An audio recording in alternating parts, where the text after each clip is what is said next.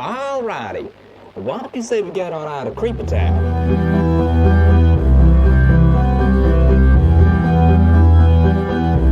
We have confirmation that the Steelhooves, you do have coming in, that's confirmed report. I repeat, we have confirmed reports of failed fire detonations in Philadelphia and St. Hampton. Dear Philadelphia.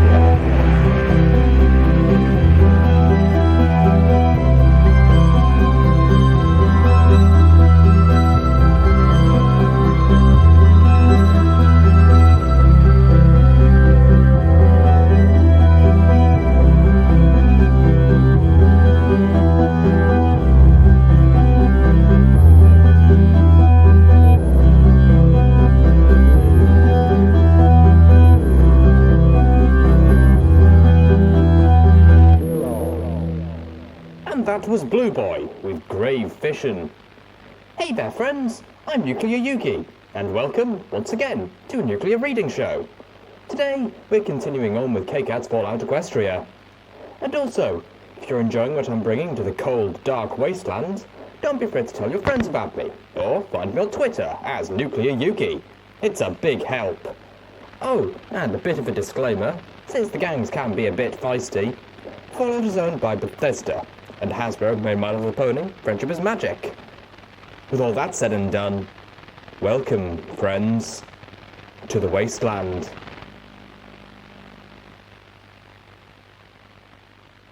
Chapter 34, The Edge of Night. Darkness. Everything had gone black. Even the junction terminal was completely dead. Well, fuck. Okay. Not entirely unexpected. The message left for Shadowhorn by Scootaloo warned that shutting down the Crusader Mainframe would shut off all of the automated systems. And since the Crusader Mainframe ran virtually everything, that meant all the systems were automated. I had stopped Elder Cottage Cheese. I just hoped that I hadn't cost the outcasts their base in the process. I turned on the lamp of my pitbuck. Its light seemed somehow ghostly in the reigning quiet. Checking my pitbuck's automap, I was pleased to find that interfacing with the junction had revealed the entrance into the Crusader Mainframe secure room. I pushed myself up and started towards the entrance. With speed, I could get in there and reboot the spell matrix in Strawberry Lemonade's power armor before Steelhooves finished cutting his way in. I fought a niggling sense of panic. If I just broke the stable, I was going to be in so much trouble. The quiet didn't last long. Shouts echoed down the halls. As I trotted into the atrium, I passed the two knights I had overheard talking earlier. They were galloping towards the security station, the spotlights on their helmets cutting swathes of illumination, one of them still pulling the trash bin behind her. Emergency lights came on throughout the stable, bathing the halls with a pale orange. I exhaled in relief. Thank you, Applebloom. Thinking of everything. Hello, residents of Stable 29. A sweet-sounding mare's voice called out over the stable's loudspeakers. My name is Sweetie Belle, and I was, one of the founding ponies of Stable-Tack. I cast a look at one of the speakers as I passed by. What was this? If you're hearing this, it means that the Crusader Mainframe that has been running Stable 29 since it was sealed was shut down moments ago because it posed a threat to the ponies under its care. Sweetie Belle's voice was calming. I slowed to a walk. Emergency subsystems have been activated to take care of vital life-sustaining and security-rated systems. The voice of Sweetie Belle informed us. Unfortunately, these subsystems have a limited lifespan and will only function for 5 years. For ponies trapped in a stable beneath an irradiated hellscape, 5 years would have been a major problem. For us, it was virtually a gift from heaven. I'm afraid you will have to figure out what to do from here on your own. But don't panic. You are good ponies, and you can do more than you think if you just put your minds to it. I know you will do just fine. Good luck, my little ponies.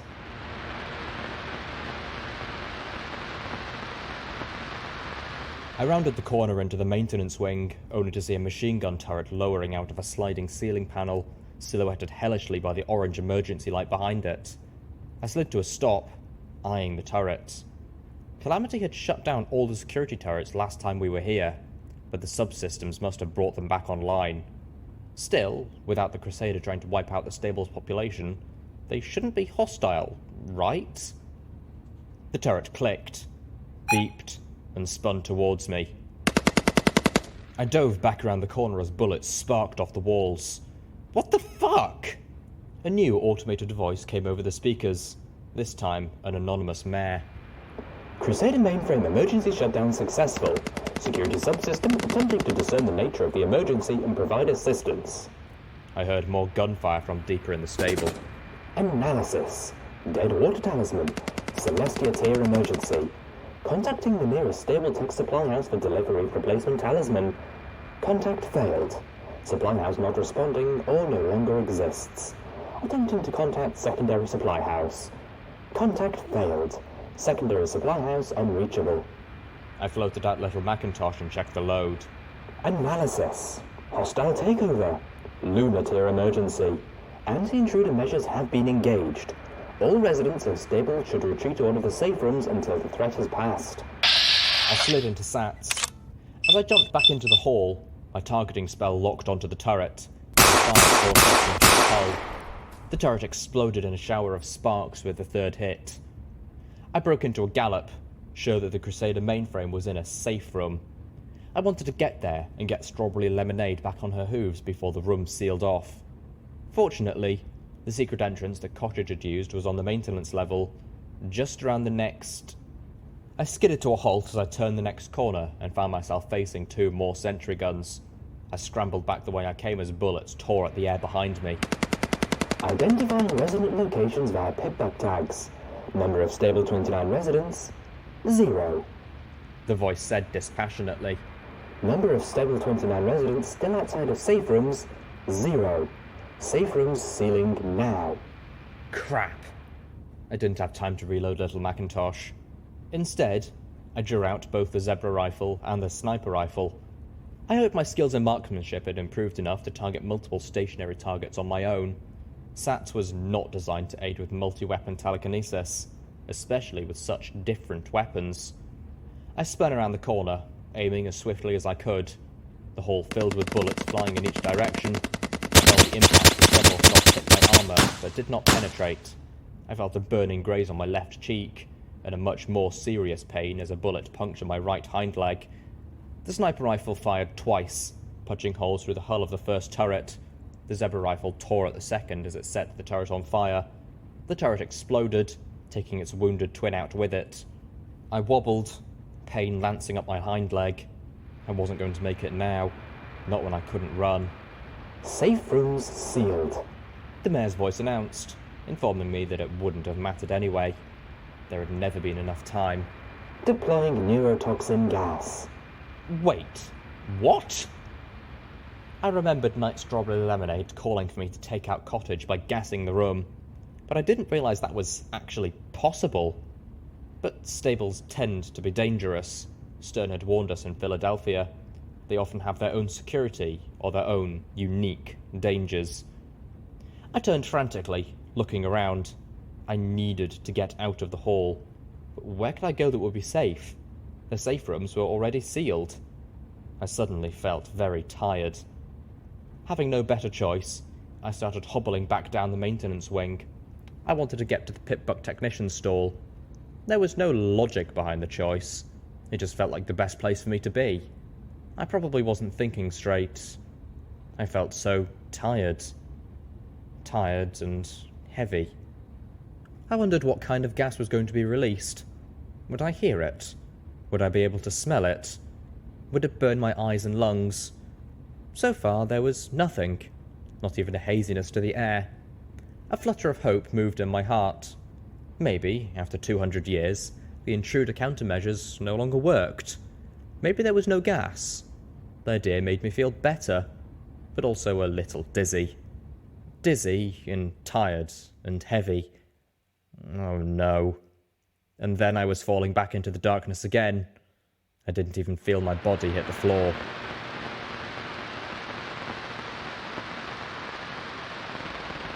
I woke up in the Stable 29 clinic.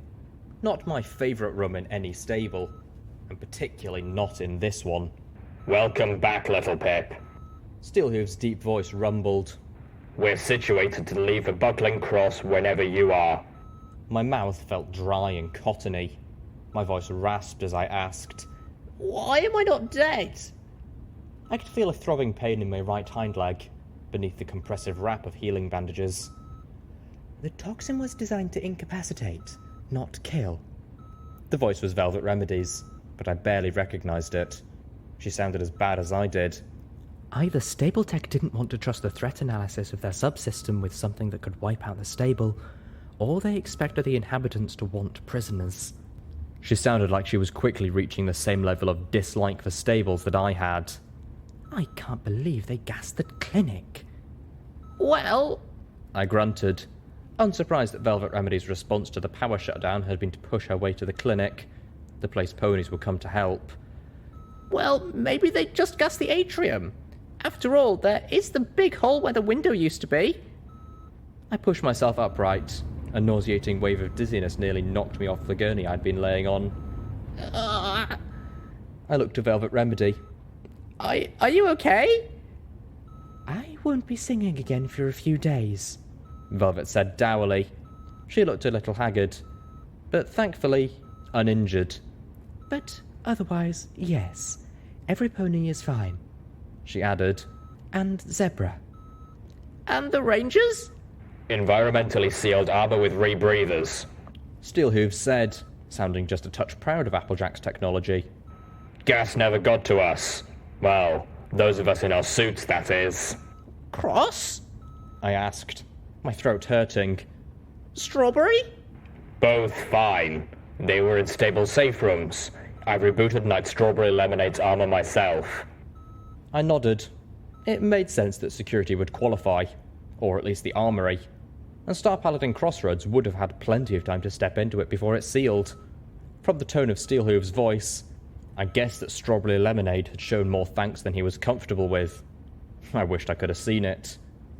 Was any pony shot? Well, you were, Velvet rasped snarkily, then with a more somber tone. Yes, a few others. Mercifully, no fatalities, but there are some ponies here who won't be walking around again for a few weeks. In one case, I'm afraid, the damage was permanent. The weight of the damage I'd caused pushed me back down onto the gurney. I stared at the ceiling, wondering how many ponies had been hurt and how long they would be in pain. Good work with Cottage, Steelhooves told me, although I certainly didn't feel like I deserved any congratulations. The Elder is alive, but comatose. His fault, not yours. We have him in his life support pod, ready for delivery. Comatose? I whispered as a dull pain settled over me that had nothing to do with my injuries. Will he ever? Probably not, Steelhooves replied bluntly. He made it sound like a good thing.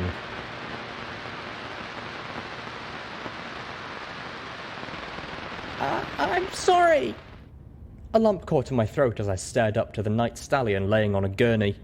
He'd been shot up pretty badly by one of the suddenly active turrets in the men's dormitory. He hadn't been in his armour. He'd been off shift and curled up to sleep, only to wake up as bullets tore into his back, screaming in pain as two of his fellow rangers leapt to destroy the turret. I imagined myself in his place. I wondered if he'd ever be able to sleep easily again. For what? The stallion asked bitterly. Hey, that ain't your fault. I blame Cottage if any pony. I didn't. Blinking back a tear, I put a hoof on his shoulder. Is there anything I can do? I think you've done enough, he retorted, then looked apologetic as I winced. I nodded and turned to go. Calamity and Zenith were trotting down the hallway towards me. I stopped in shock as I saw Zenith's horn. For a moment, I thought the zebra had been transformed into a unicorn, but I quickly saw the straps holding the metal plate to her forehead, the curving, wicked horn jutting out from it. I chuckled despite my melancholy. So you finally got a chance to build the Hellhound helmet, I see. I said to Calamity as the rust-coloured Pegasus paused to open trash bin with a wing. I recognised now the product of the schematics we had discovered at Hippocampus Energy Plant 12. Several Hellhound claws were wonder-glued together to form the exceptionally lethal horn, Yep, Calamity said proudly as he fished an old pack of cigarettes out of the trash. Zenith looked mildly less thrilled. Using such a weapon is not proper Fallen Caesar style, she commented, her exotic voice taking on a dour tone. But the Pegasus has argued well that hooves alone are no match for an Alicorn's shield. I blinked. Are we expecting more trouble with the Alicorns? I asked hesitantly. I seemed to remember a warning about Alicorns and the Canterlot ruins. I thought we were on a mission from the goddess.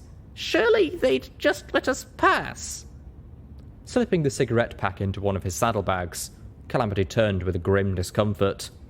Well, let's just say we ain't taking any chances.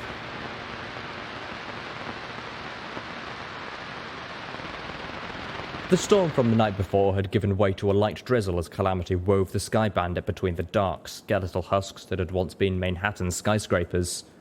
We were heading to Buckling Cross, in a part of the city I had not yet seen. Velvet Remedy stirred, coming out of the Fluttershy orb for what was the second time since we had left Stable 29 this morning. I looked away, not meeting the gaze coming from Steelhooves' helmet. Every pony deserved their little retreats.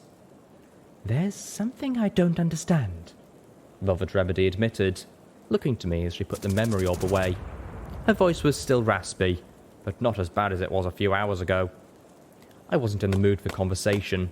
At my insistence, I'd been led around to all the outcasts who had been hurt when the security systems activated. I apologized to each one. Most were polite. Some even thanked me for dealing with Cottage and possibly revealing 2 locations for backup water talismans to boot.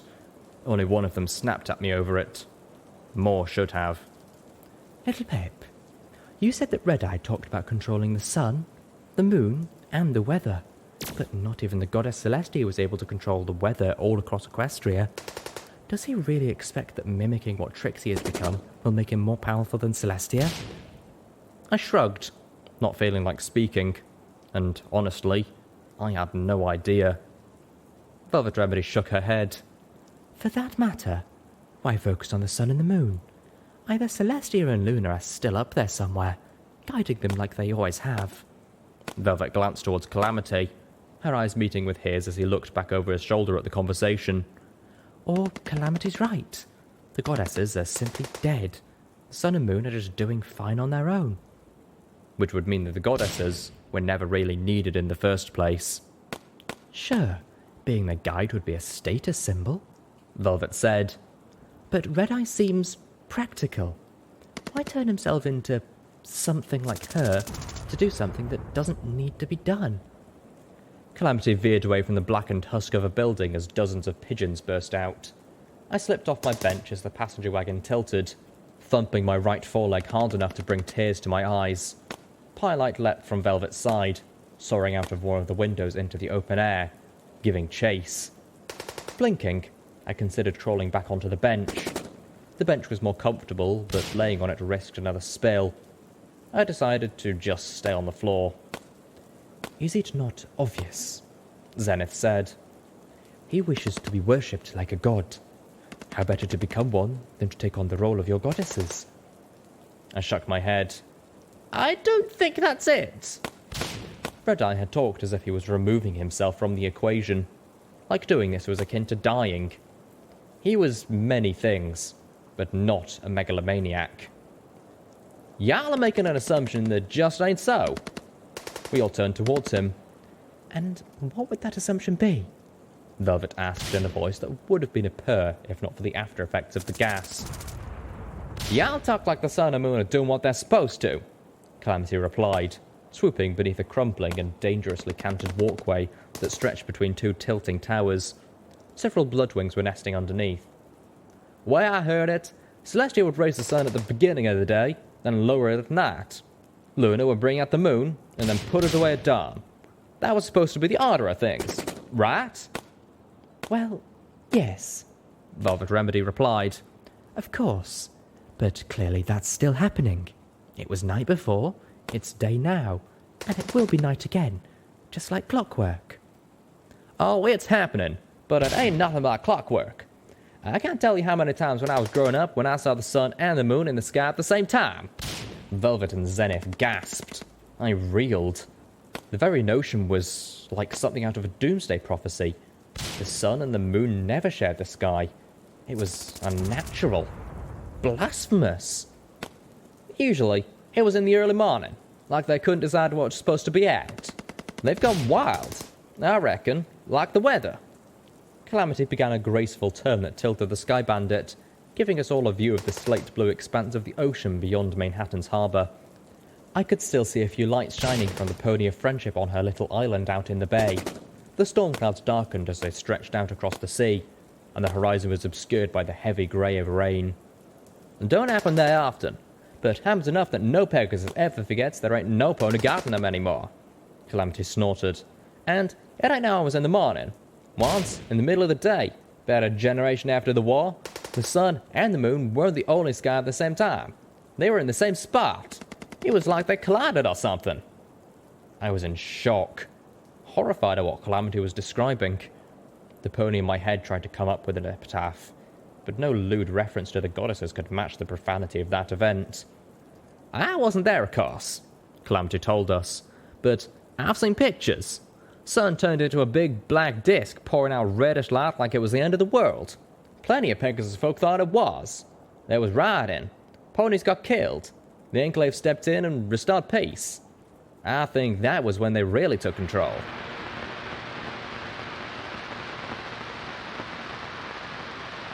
It was late evening when I first laid eyes on Buckling Cross. The skyscrapers had fallen behind us. The Manhattan ruins had become a grey maze of crumbling structures and flattened buildings radiating out from the Manhattan blast zone. We could clearly see where the balefire bomb had gone off. What had once been Manhattan's city centre had been scoured to the foundations in a huge radius.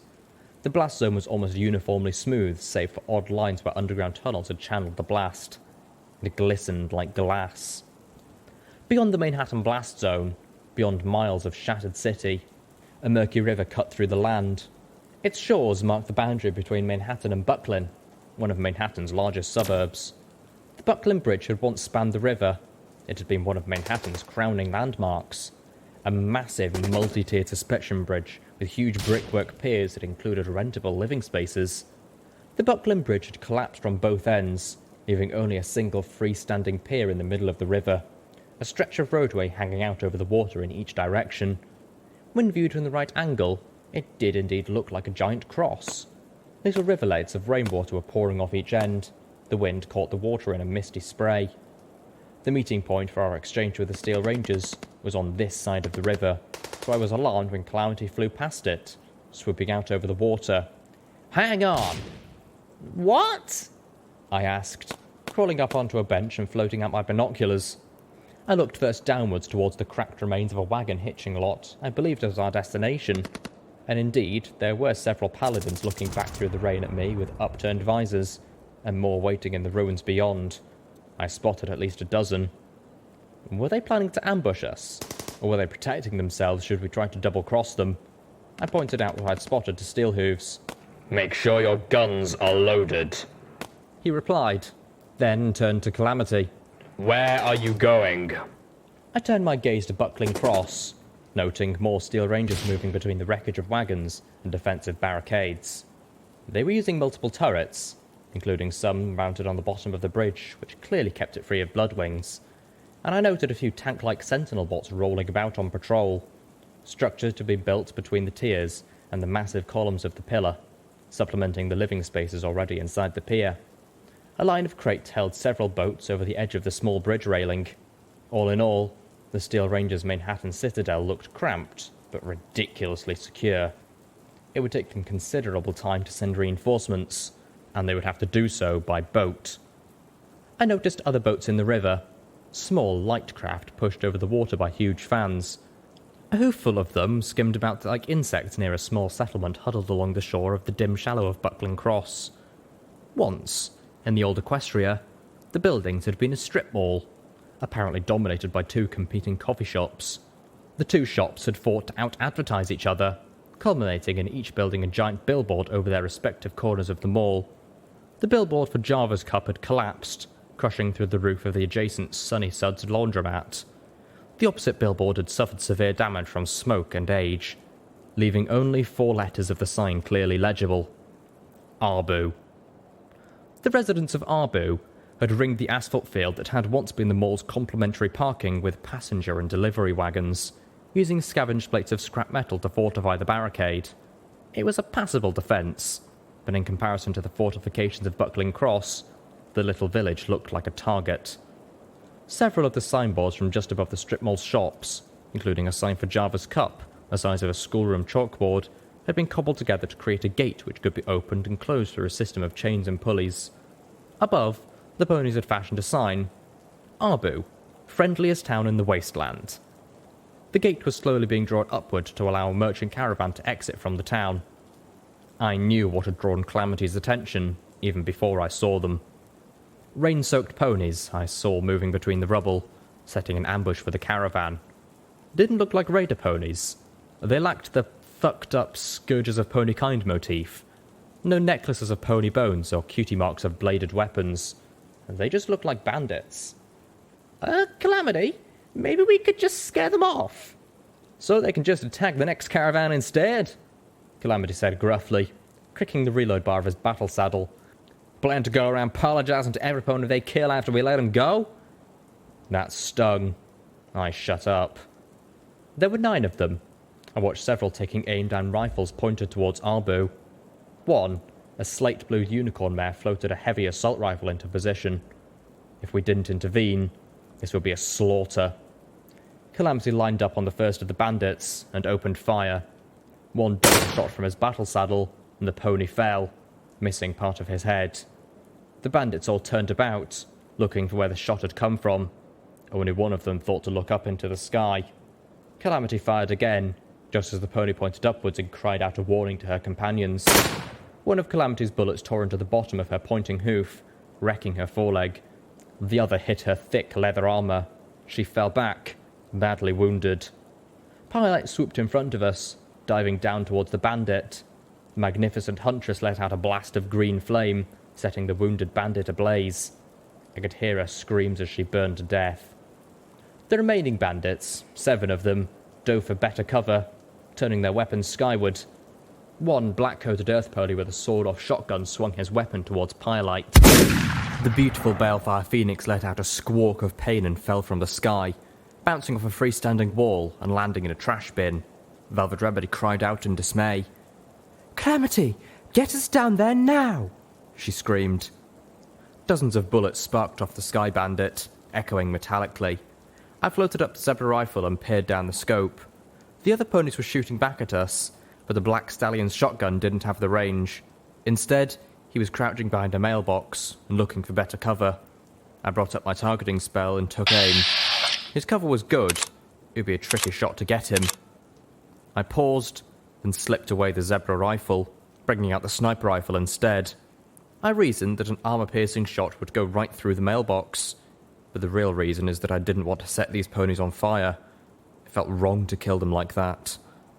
But I was still going to kill them. Did that make me corrupted kindness after all? Calamity banked, firing again. One of the bandit ponies learned the hard way that her cover was just not quite good enough. She screamed as one of the bullets clipped her in the flank, the other pinging off the concrete she was hiding behind with a shower of white dust. "Damn it! Move where I can see you!" Steelhooves' deep voice wryly commented. I don't think she's going to oblige. He moved up to one of the passenger wagon's broken windows, warning us to get back. The missile launcher built onto his battle saddle opened up. And 2 rockets launched out. The backwash of their launch filling the wagon with a choking smoke. I threw myself to a window, more to breathe than to see, and watched as the missile struck home on the bandit mare's concrete shield, blasting it apart. The mare's body was bloodily torn by chunks of blast-propelled concrete. More shots. This time neither from the bandits nor from us. Several armed ponies were charging out of Arbu, firing pistols and rifles at the bandits. Others were moving to protect the merchant. The remaining bandits were forced to split their attention. The slate-blue unicorn bandit turned her assault rifle towards the incoming ponies of Arbu and opened fire, spraying wildly. The town's ponies dove for cover amongst hulks of old chariots and the crumbled walls of what had once been a dentistry office.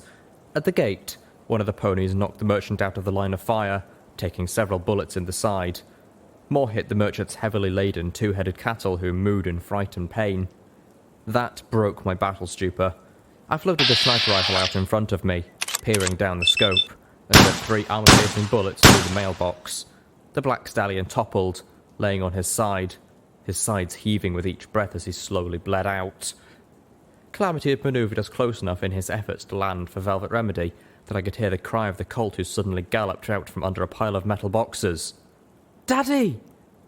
Oh no. No. Celestia raped me with a solar flare, no! The colt ran up to the fallen stallion, throwing himself upon his dying father, and right into the line of fire. What had I done? Velvet Remedy's shield spell flashed up over the colt and his fallen father. I slipped my weapon away, feeling an icy numbness pass through me. They're bandits, I tried to tell myself. But I was not ready for bandits, with family. Please, I prayed to Celestia, don't let the father die. The father I just put 3 bullets through. Below, a rifle shot from one of the bandits caught an Arbu mare square in the chest. She fell, coughing up blood once, twice, and then never coughed again. Steelhooves' grenade machine gun tore at my eardrums as a swathe of explosions ripped through the bandits' defences, killing 2 of them and sending the others scattering. Another twin shot from Calamity felled one of the bandits as he ran, blood painting the broken wall beside him. Another took several shots from the Arbu Tan's ponies. Most of the bullets impacted the bandit's armour with little effect, but a lucky shot pierced her eye. The shot knocked her head back. The black socket of her eye, ringed with blood, stared vacantly upwards, towards us. Unbidden, the nightmarish vision of the sun and the moon sharing the sky, becoming a black disk ringed with fire, blossomed in my mind. I shuddered uncontrollably. As the mare fell, the last bandit turned and fled into the ruins. 2 of the Arbu ponies gave chase. I could tell Calamity wanted to as well, but Velvet was desperate to get to Pyrelight. The passenger wagon wobbled in the air as Calamity made his decision. When we turned, dropping to the nearest stretch of road. Velvet Remedy leapt out through one of the windows before we had touched down. She too had a decision to make. Both the father and Pyrelight might already be dead. But if either lived, it was unlikely they would live long enough for her to care for the other first. She paused, looking in the direction of one, then the other. I could see the tremble pass through her legs. With a tormented cry, she made her decision, and galloped towards Pyrelight as fast as she could. As she ran, her horn glowed, opening one of her medical boxes.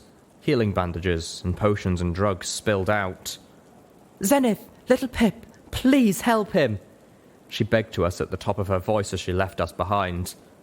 Telekinetically scooping up the dropped medical supplies, I ran towards the father and his colt, Zenith galloping at my side.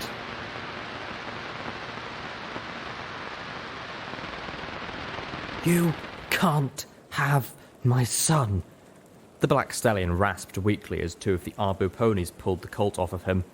The boy's wet mane hung in front of his eyes, the water dripping from it mixed with his tears as he struggled to be reunited with the stallion. "We'll take good care of him," one of the Arbu mares promised kindly. "Treat him as one of our own." Zenith and I were doing what we could, but the 2 of us did not equal 1 Velvet Remedy, and seeing the extent of the damage made me think that not even she could save him without the aid of a full clinic. Instead, the painkiller was at least dulling his pain. His last breaths were shallow, his eyes glazed and not truly seeing. I could barely see him through the tears in my eyes. "I won't let..." The rest of the sentence was lost in a final exhalation. The stallion was dead. I stumbled away, breathing heavily, tears falling from my eyes. I'd killed him, and killed the colt's father. I was having a hard time breathing. I tried to think of anything I could do to make this right, but you couldn't fix dead. There was no way I could make this up to either the father or his colt. I knew it, and I felt like it was killing me. I deserved it. My ears caught the sound of creaking wheels and hooves clopping through puddles. I turned as a pony approached from the Arbu, hitched to a wagon. She was a stout apricot unicorn with a wagon for a cutie mark and a scar just beneath it. Her coat showed signs of radiation poisoning. She waved a friendly hello that I half returned. Her horn glowed with a soft brown light that enveloped the father and floated his body upwards and onto the cart, placing the black-coated corpse on top of several other pony bodies. Arbu was collecting the dead, their own and the bandits alike. What? I asked weakly. Well, some ponies got to bury 'em, replied a green-coated Arbu mare with shockingly orange hair. I felt another shot of pain as I realised the good ponies of Arbu treated the dead of their enemies better than I tended to treat the bodies of the ponies I'd grown to care about. The images of Pinkie Pie's skeleton and Apple Bloom's both floated in front of my mind's eye. I realised how utterly unworthy I was of Homage's affections. I didn't deserve the friends I'd found. I couldn't keep going like this. I couldn't keep doing this. I needed to do better. Velvet Remedy appeared, tears in her eyes. Oh, goddesses, no. Not Pyrelite too. But this time, my worries were in vain. She'll live, Velvet announced. If the shotgun was in better repair, it would have been another story. But she's in bad place. We should get her to someplace radioactive in the next few hours so she can begin healing properly. If you're looking for radiation, one of the Arbu ponies, a milk-coloured mare with a stringy tan mane and a birth defect that left her with only one eye, said as she trotted up, shaking Velvet's hoof with a friendly greeting. You can look in the GRHS breeding facility just up the river. Mount the Radigators, and don't go killing any of them. Gerhas? I wondered quizzically, only to be answered with a sharp nod. My eyes strayed to her flank. Her cutie mark looked like several sharp teeth. Radigator teeth, perhaps. She too had a little scar beneath her cutie mark. A small brand, it looked like. Reminded me of the brand that had obliterated Calamity's own cutie mark. Breeding facility? Velvet Remedy asked. Breeding what? Why, Radigators, of course. Weren't you listening? The mare replied. Oh, replied Velvet politely. Littlepip, we should go. I nodded numbly, ambling towards the Sky Bandit. Steelhooves was still there, keeping an eye on the life support cocoon strapped to the roof. The status of Elder Cottage Cheese had not changed. Calamity was pulling an old suitcase out of a rusty hulk of a chariot. My little scavenger. Come back now, you hear? The green mare with an orange mane called out. We'll have dinner.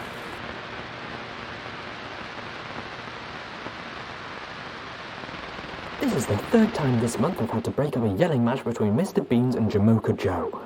Ever since Joe opened that new Starbucks across from Mr. Bean's Java Cup, first thought it was the two of them trying to undercut each other's prices. Then that shipment of coffee beans went missing, and Jamocha Joe started throwing some nasty accusations. Totally groundless, as it turned out. Shipment got rerouted to Philadelphia because of some glitch in the Starbucks terminal system. Can't stand those things. They seem downright unpony. Yesterday, though, Jamocha Joe unveiled a new ad for Starbucks steamy coffee. And oh-wee, never felt more like buying a cup of coffee in my life. Just so my appreciation. Now, I don't know what makes steamed coffee so different from any other type, but Mr. Beans was just steamed about the ads. Called it blatant use of sex to sell coffee. And I reckon he was pretty on the nose about that. Mr. Beans rallied together a flock of local ponies to stand in front of Joe's place decrying the poor guy's immoral and degenerate. The whole think of the children routine, and harassing customers. When I arrived to break it up, one of the old mares hit me with her protest sign. Jamocha Joe came out to help. Before I knew it, Mr. Beans and Jamocha Joe were on each other's muzzles, and it looked like it was going to become to bucks. Didn't help that Mrs. Weather's stupid yappy poodle got loose and was adding its own head-splitting noise to the ruckus. Got them settled, went right to quick care for some stitches. I can't believe I quit my job in Manhattan for this crap. Calamity's suitcase had been locked. Opening it, I'd found an old security guard uniform, a castle prod, a 4-stars month's pass on the Lunar Line, and a comic book, Sword Mares, the cover featuring a mare who was rendered to be ridiculously hot to the point of deformed, wearing equally ridiculous flank-barding armour and holding a sword in her muzzle as she faced down a monster that looked like a cross between a giant Yao Guai and Nightmare Moon, a wide-eyed buck cowering behind her. In addition, there was a whole mess of audio logs. Most of the logs had deteriorated beyond salvation, but I was able to download 8 of them into my pip-buck. My pip-buck was clicking at me with a chiding voice. Calamity circled the Sky Bandit around the ruins of the garish pink and green hatchery building with a cartoonish smiling alligator statue out front. The hatchery sat between the Manhattan edge of the gloomy river and a set of train tracks which crossed the street leading up to it. All about were strewn tank cars, most of which were leaking a glowing toxic sludge. When the Balefire bomb had detonated, the train had derailed, spilling its shipment of radioactive waste across several blocks. The hatchery had gotten worst of it, several train cars being flung into the building in its water pens, smashing them apart. Gummy's retirement hostel and alligator sanctuary. I spotted at least a dozen giant radigators milling about in the water pens and along the shore. Through a shattered wall of the hatchery building, I saw the shadowy movement of a legendary radigator at least the size of one of the train cars. "We're not going inside," I announced. The mayor from Arbu had asked us not to harm the local wildlife. I wasn't sure why, as the radigators posed a clear threat to the town just downstream. I suspected the bridge under-turrets along Buckling Cross regularly had more to shoot at than just bloodwings. "There's a big one in there that looks like it could swallow me whole." Velvet Remedy nickered. "We shouldn't need to. Just set us down on the roof, Calamity. I'll put Pyrelight somewhere cozy to rest." She looked down sorrowfully at the wounded bird wrapped in blankets. The phoenix coughed and shuddered, sending a twinge of worry through my friend. "I gotcha," Calamity called back. "But be quick. I don't think that roof is held up by much more than wishful thinking." "Why do you think those ponies wish us to keep these beasts alive?" Zenith pondered. "I can tell you why," Calamity laughed. "'Cause Radigator is good eating." Velvet Remedy made a face, and Zenith looked vaguely ill. I, on the other hoof, felt like I'd missed an opportunity on my first day outside. I hadn't even thought of killing and cooking one of the Radigators near the big Macintosh Memorial. Calamity flew us in for a good landing on the rooftop. He touched down with a clop of his hooves. There was a warning groan and the roof sagged perilously. I suspected Calamity might be right. Velvet Remedy got out, floating Pylight's wrapped body next to her, and began to cross towards a set of crates on the corner of the building, moving cautiously on the unstable surface. "I'm going to leave you right over here for a while," Velvet cooed softly. "There's lots of nice, warm radiation here. You'll be feeling your old self in no time." The click-clicking of my pip buck insisted that she was correct, and that we should all drink some Radaway as soon as we got away from here. Velvet Remedy didn't see the pressure plate. To be fair, neither did I. The damn thing was well camouflaged. She was nearly to the crates when she stepped a hoof onto it. One of the crates burst open with an explosion of colorful streamers, confetti, and party glitter. The sound of trumpets blasted through the air, and several 200-year-old balloons did nothing but lie there in the bottom of the crate, deflated and greasy with rot. Velvet Remedy jumped back several feet in panicked surprise. She landed on all four hooves with a soft thump. And then the roof collapsed out from under us. I felt an awful, lurching weightlessness as the Sky Bandit tilted and began to fall into the empty space where half the roof used to be. Calamity flapped his wings quickly, lifting us into the air again as I lashed out with my magic to wrap Velvet Remedy in Pylight in bubbles of levitation. Several chunks of ceiling splashed into the pools below, or clanged off metal walkways as they fell. A crumbling rumble belched up from the building below us. Velvet and Pylight floated slowly back towards the waiting Sky Bandit. Obviously, we would have to choose someplace else to cradle Pylight while she recuperated. The hulking head of the legendary Radigator snapped up through the opening. I barely pulled Velvet and Pylight out of the way. The creature's scales brushed against Velvet Remedy and knocked her out of the levitation bubble. Velvet fell. The charcoal unicorn hit the side of the creature, sliding down its scales and splashing into a pool of much smaller Radigators below. The mammoth Radigator twisted about and opened its maw, snapping at the Sky Bandit. With a mixture of comedy and horror, I realised the monster had no teeth. The huge jaws closed onto our ride, threatening to drag us down as the monster gummed at the Sky Bandit. Calamity yelped, his body slamming into a bent girder as he was swung around helplessly in the air, badly spraining his wing. Velvet Remedy splashed, struggling to keep her head above the water as the smaller Radigators closed in. Swimming was not a skill normally developed in stable life. The closest Radigator opened its maw, revealing rows of razor-sharp teeth. Frantically, she threw her anesthetic spell at it, then flung her forelegs over the paralysed creature like it was a life preserver. The behemoth Radigator was still pulling us into the hatchery. Still not wanting to kill this thing, I drew out the poison dart gun for the first time in ages, firing shot after shot into the soft tissue of its gullet. The legendary Radigator released us, tottering and collapsing back into the pool below. The splash hurled Velvet Remedy over the side of the pen, along with several extremely not toothless Radigators. Calamity grunted, flapping his wings as he regained control of the passenger wagon.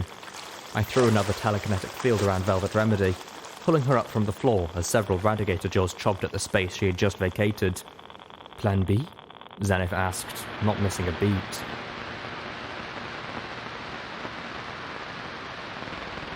I was just starting to soak in a luxurious bath when I got an emergency call from the mall. Mrs. Weather was reporting a robbery. I get there, soaking wet, my uniform clinging to my coat, only to hear that the thief was the Sunny Suds' new Sparkle Cola machine, and the theft was a single bit. Apparently, she hit the button for one of those new Sparkle Cola rads, and the machine had dispensed a normal Sparkle Cola. Oh, the horror. The operator at Sunny Sud naturally had no way of getting into the machine. I could probably do it with a crowbar, but then I'd probably be fined for the damages. Instead, I just gave her one of my bits, which she promptly put into the machine, hitting the same button and getting the same damned result. I feel I should receive an award for refraining from just using the cattle program, the old hag. An hour and a couple packets of Radaway later, the Sky Bandit flew over the designated meeting spot. The Steel Rangers had changed their configuration. Many of the backup Rangers were now hiding in places that couldn't be targeted from the air. Either that, or they had left, and I didn't believe the latter was all that likely. I licked the inside of my muzzle. Radaway tasted like rancid orange juice, and it left an aftertaste that was somehow even less pleasant. I suspected that some pony had decided to make Radaway fruit-flavoured as a marketing technique. I wished I could meet that pony so I could shoot her with a poisoned dart. Pyrelight was resting on one of the broken tank cars, bathing in radiation. The giant Radigators shouldn't be able to reach her as long as she doesn't roll from the tanker. Velvet Remedy planted herself in a safe distance away, just out of the radiation zone, keeping watch through my binoculars. She had her anesthetic spell in case Pyrelight should fall, or one of the Radigators could figure out how to get up to her hiding spot, and combat shotgun and plenty of ammo in case the spell wasn't enough. As Calamity circled the lot, the rain finally let up. We landed, minus our medical pony, on the edge of the parking lot, facing 8 Steel Rangers who we could see, and several who we could not. According to my EFS, one of them was outright hostile, a spot of red in the sea of lights on my compass, even though she stood her ground patiently like all of the others. We waited as Calamity released himself from the Sky Bandit's harness and shook the rain from his coat. Then he flew up and released the chains binding Elder Cottage Cheese's life support pod to the roof mounting. As I floated the pod down to hover behind us, Calamity grabbed Spitfire's Thunder and took off into the air. Steelhooves grunted and took the lead. I followed, floating the pod, Zenith behind me. The atmosphere was like a rubber band, stretched to the point of fraying, about to snap.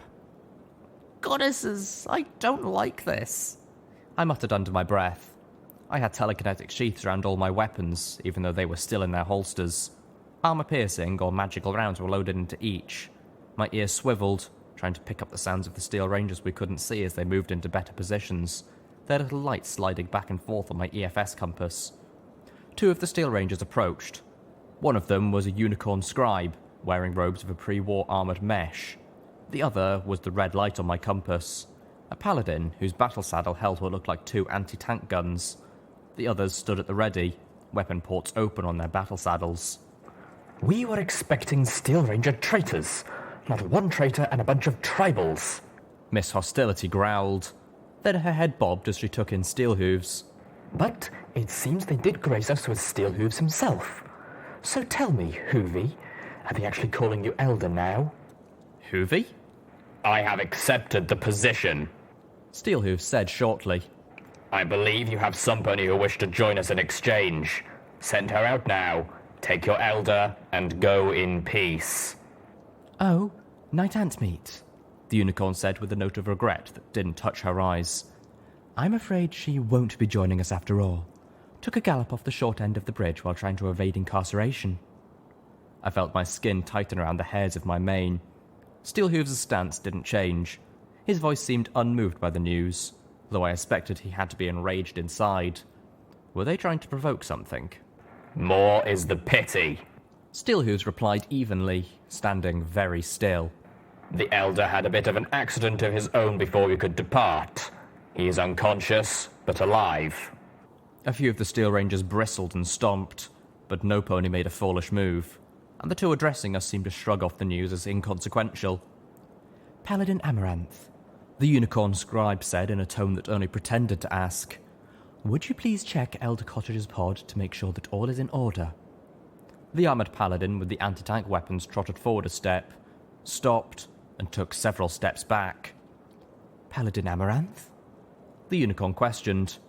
"This is a problem," Amaranth intoned. "These aren't just any group of tribals. These are the Stable 2 tribals. That's the Stable Dweller." She nodded towards me. "Yes, I realise that," the unicorn said impatiently. "But I don't see how that matters." "It matters," Amaranth growled. "Because DJ Pwn 3 has a boner for her." I cringed at that, the mental image being all manners of wrong.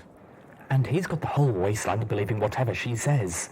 If it was just the outcasts, anything that went down here would be our words against theirs. But with her..." The unicorn scowled. "And what, pray tell, do you think is going to happen here where the truth wouldn't favour us?" Paladin Amaranth took 2 more steps back. "This is blown. Kill them all." The moment she spoke, every spot on my EFS compass changed to red, except for the unicorn. "What?" the unicorn shouted, spinning to face the others. "Belay that order!" It was too late. Steelhooves had been standing still, targeting Steel Rangers with his armor's targeting spell even as he talked.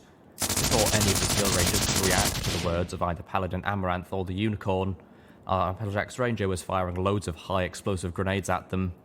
3 of the Steel Rangers were blown into armoured giblets before the unicorn had finished saying order, the world drowned out from the host of detonations. Paladin Amaranth fired at Steelhooves almost point blank, the rounds of her twin anti-tank guns punching through his armour and flesh and exiting the other side in perfect holes.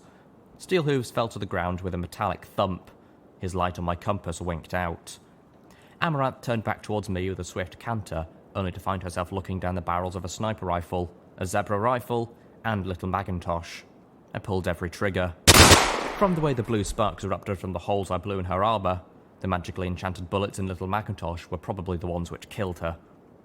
The world around me erupted as the 3 remaining Steel Rangers launched grenades and missiles at us, neglecting the safety of the Elder and the unicorn alike.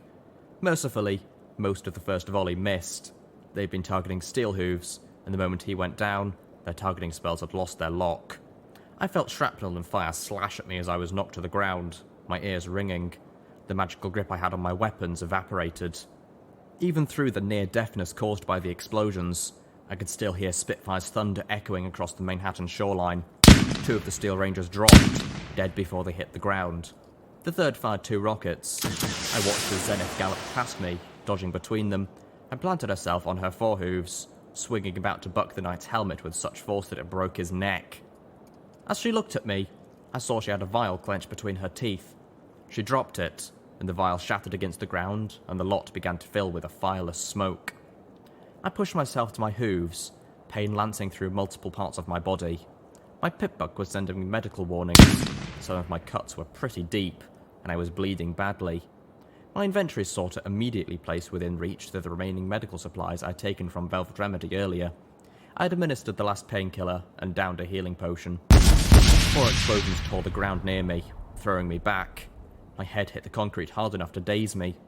The Steel Rangers who had remained hidden before had now moved into positions that gave them clear lines of fire.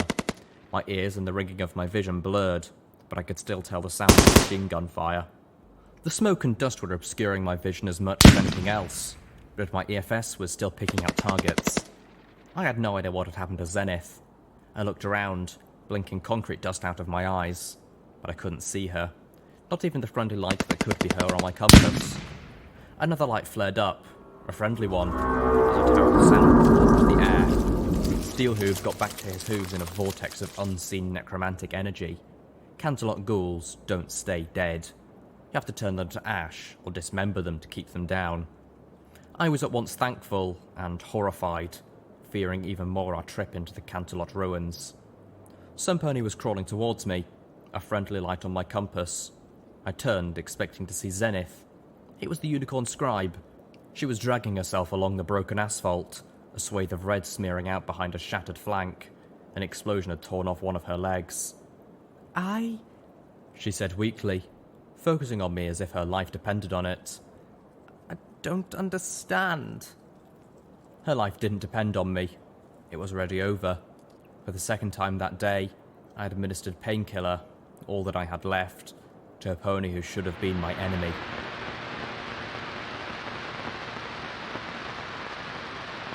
I found myself laying down on a straw bedroll in the common lot of Arbu, watching the colourful ponies trot about. Many of them stopped to wave hello, or trotted up to greet me. Friendliest town in the wasteland had been the claim on their sign, and they seemed determined to live up to that. As one pony, a fairly ugly, puce-coloured mare with a withered left hind leg and a cutie mug that looked like a stew pot, told me, "Well, we got it good at something, and everything else about this town sucks, so might as well be us that's the good part, right?" Most of the storefronts had boarded over windows, except for the Helping Hoof Quick Care, whose windows were covered in aged flyers and posters, and Virtue Comics, which no longer had a front wall, much less windows. Still, the entire place was clearly in use, the home for half a dozen pony families. We would be spending the night here.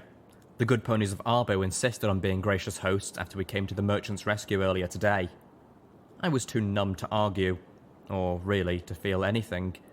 Part of that, I knew, was the painkillers that Velvet Remedy had doped me with before wrapping me in enough bandages to be a museum exhibit. Come see the mummy of the rare stable dweller. Beware the curse. I couldn't remember how the fight had ended. I couldn't remember much past holding the unicorn scribe as she passed from this life. I had a concussion. Velvet Remedy warned that I might have blacked out. "Thanks for your help, stranger," the merchant pony was saying to Calamity. "That might have been the end of me if you hadn't stepped in." Velvet Remedy trotted up to me, seemingly out of nowhere. She gave me a gentle kiss on the horn as if I was her little filly. "How is your head?" I grunted in response. My head was full of crying shadows. "You'll be okay, Littlepip," she said soothingly. "Just rest." She sighed as soon as she said it. Why do I even bother saying that? "Where were you just now?" I asked, changing the subject. "Helping patch up the merchant's Brahmin," she replied, indicating the two-headed cattle. "One of them took a few bullets, and the other had a sliver of glass wedged in her hoof. It'll be another day or two before the first Brahmin can travel, so the merchant will be joining us here for dinner." I nodded. "That was nice of you." I wondered how the hell you could notice a sliver of glass in the bottom of a creature's hoof. I mean, they were standing on it, right? "Oh, she told me," Velvet said casually as I vocalized the last question. Then she kissed my head again, informing me, "I'm going to go sit with Calamity." She trotted off, leaving me wondering when she had picked up on an ability to communicate with animals. The gears of my mind felt broken, and I was sure I was missing something. Getting up, I started to look around. I had nothing better to do, and my usefulness seemed to be limited to shooting things, so I played another of the audio logs of an unnamed mall security guard. "Spent the day at my niece's birthday party. First time I actually wanted to be called away. So naturally, no pony had any problems. I was tempted to feign a call anyway. I know that's awful and selfish of me, but Darling is suffering from wartime stress disorder, and there's really nothing I can do to help. I hated just standing there feeling useless, sharing worried looks with my sister as Darling went on, muttering things like, 'So what if it is my birthday? We could all be dead tomorrow. I hate this war. Why does it have to be like this? Is it really too late to come to a peaceful resolution? I'm sure not all zebras are bad.' No pony was enjoying the party. According to Sis, Darling has been depressed for months now, and nothing she does seems to pull her out of it. She was really hoping the birthday party would raise the girl's spirits, but if anything, it seems to have made her even more withdrawn. Sis is at her wit's end. I advised her that it was time to call the Ministry of Peace. Darling needs help we can't give her." One of the Arbu ponies trotted up to me, a canteen around her neck. "Would you care for some water?" I realised I was parched and nodded. My pit butt clicked softly as I levitated the offered canteen close. The mare looked apologetic. "I'm afraid all we have is dirty water here. The purifier's been down again, been down all week. We've captured as much rainwater as we could, but we're saving that for the children." I nodded, understanding, and took a small drink, just enough to be polite and to wet my mouth. Then, remembering it might be a long time before I had water even this good again, I took a deeper sip. The goddesses only knew what the water would be like in Canterlot. Velvet Remedy had loaded up on canteens of pure water before we even left Tempony. Get your sorry hats out of here! Y'all are wanted here! I jumped at the voice booming from the loft above what once had been a custard cake shop. "Grandpa Ratzel, You get back in your room, the mayor of the canteen shouted back. Get out! Get out and don't you ever come back!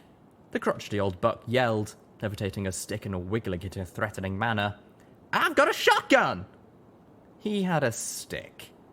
The mayor looked abashed. Please don't mind Grandpa Rattle. His mind's a bit gone. Above, I saw the green mare with the orange mane who I'd spoken to before appear at the old buck's window and gently but forcibly guide him back into his room. The canteen mare gave me an embarrassed smile as she reclaimed her canteen and trotted off. I shook my head, feeling a bit woozy, and looked around for my friends. I glanced towards where Pilite was sleeping, perched on an old vendor's sign above where the Brahmin were tethered.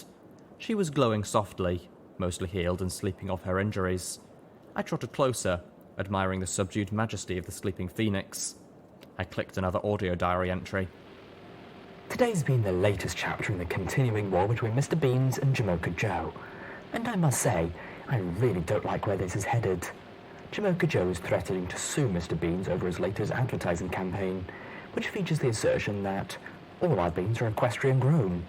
According to Jamocha, the ads are trying to paint Starbuck as unpatriotic, suggesting that some of their beans might come from Zebralands.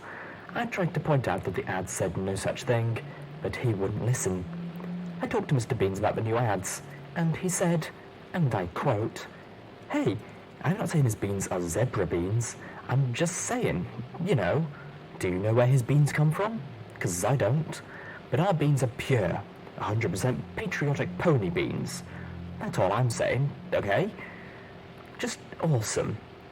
Mr. Beans reminded me that the winter was almost here, and that the winter makes or breaks a pony in the coffee business. He needed every edge he could get against Starbuck. I told him that maybe he should instead try to make coffee that didn't taste like it was filtered through something used to wipe a mule's backside. But that's how coffee's supposed to taste, he told me.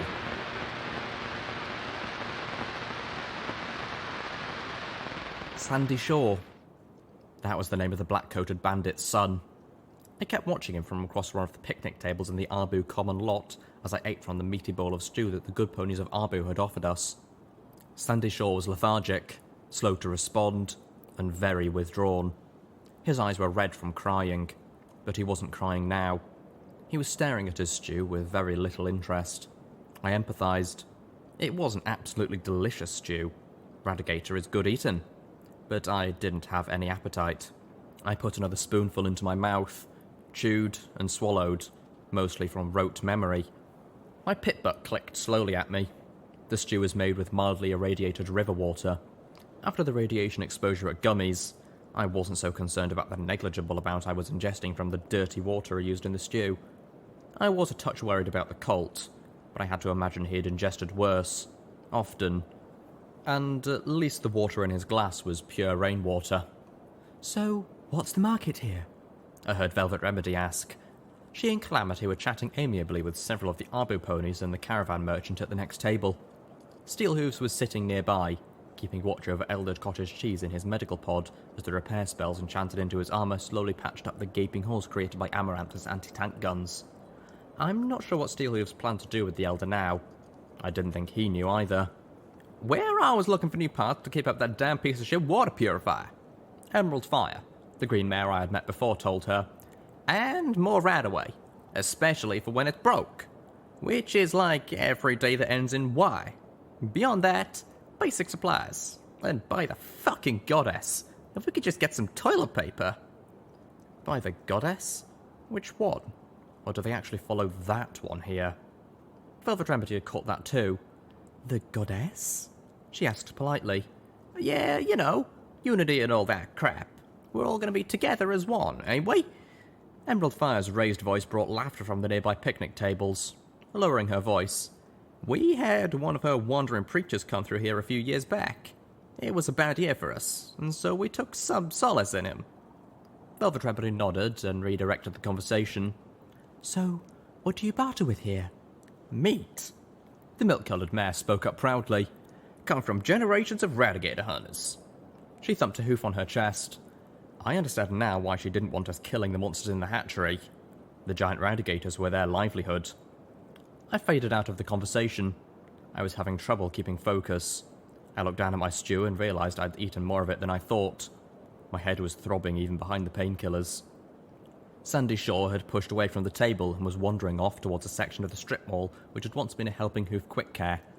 Amongst the faded posters and flyers papering its windows, I spotted a grey one with black block letters. Remember what separates ponies from zebras. Not stripes, not cutie marks, but what is inside. There is good in all of us. No pictures, no ministry affiliations. It almost looked like it could have been locally made. Embarrassment pushed through my numbness. I hoped Zenith hadn't seen it. I looked across to the lot where she was eating food of her own cooking. Alone, save for the merchant's cattle, one of whom had bandages wrapped around its leg, courtesy of Velvet Remedy. What are the marks on your flanks? I heard Calamity ask as I got up from the table and made my way over to Zenith. They look like brands. There was an odd tone to his voice. Yep, it's an Arbu mark, Amer told him proudly. We get it after we eat the heart of our first kill. Only ponies with an Arbu mark can vote in the town council. I settled down next to Zenith, tuning out the conversations the others were in. I was having trouble following it anyway, probably the concussion. Or maybe it just didn't seem so important. It was hard for such little things to seem important when I kept seeing Sandy Shaw hugging his father, crying, or the mare whose eye had become a horrific black moon sun thing, or the unicorn scribe murdered by her own rangers in some sort of political move I still didn't understand. I looked at what Zenith was eating. Please tell me they didn't refuse to offer you food, I said, my hackles rising. No, she said simply. I cooked for the medical pony and myself. Neither of us cares for stew of meat. I just hope I did not offend. Oh, yeah, that makes sense. We should be apologizing to you, I replied earnestly. Why? Well, because... I glanced back in the direction of the poster. Maybe she hadn't seen it. You did not write that. Damn it, she had. Nor any of the ponies alive today, here or elsewhere.